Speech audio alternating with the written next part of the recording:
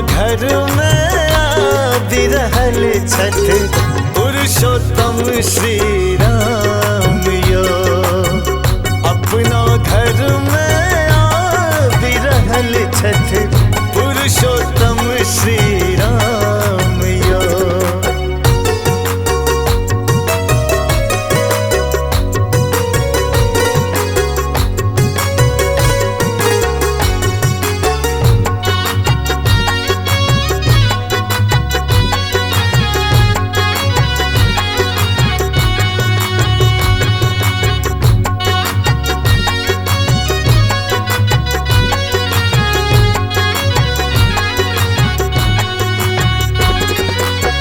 चौदिस बाजल ढोल नगारा सजल अयोध्या नगरी।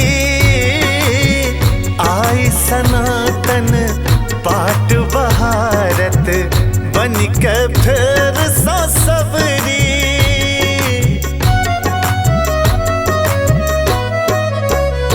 हो चौदिस बाजल ढोल नगारा सजल अयोध्या नगरी। आई सनातन बाट बहारत बन का फिर सा सबरी। मर्यादा के पाग पहिर का, मर्यादा के पाग पहिर का प्रगट हेता भगवान यो।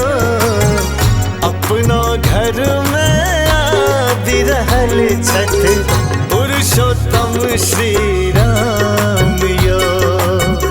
अपना घर में आदि रहल छथि पुरुषोत्तम श्री राम यो।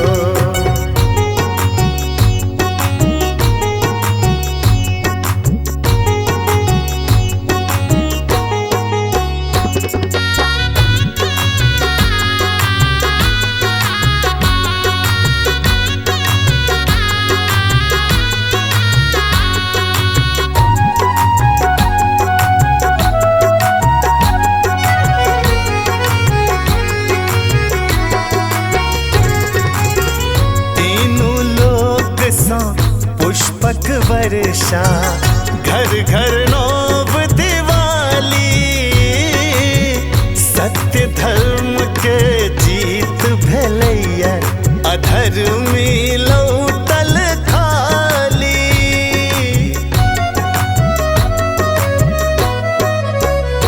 हाँ तीनों लोक सा पुष्पक वर्षा घर घर नौब दिवाली। सत्य धर्म के जीत भेलैया अधर्मी लौटल खाली। कलश के संग में स्वागत करथिन, कलश के संग में स्वागत करथिन योगी राज हनुमान यो। अपना घर में आदि रहल छथि पुरुषोत्तम श्री राम यो। अपना घर में आदि रहल छथि पुरुषोत्तम श्री राम यो।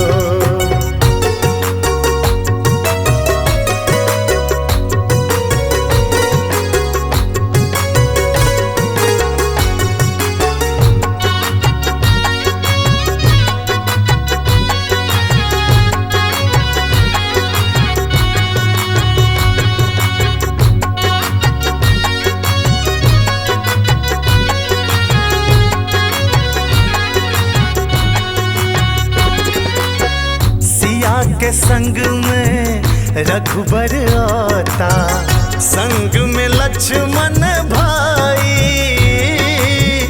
कनक भवन जा आसन बैसता, केसरिया ध्वज फहराए।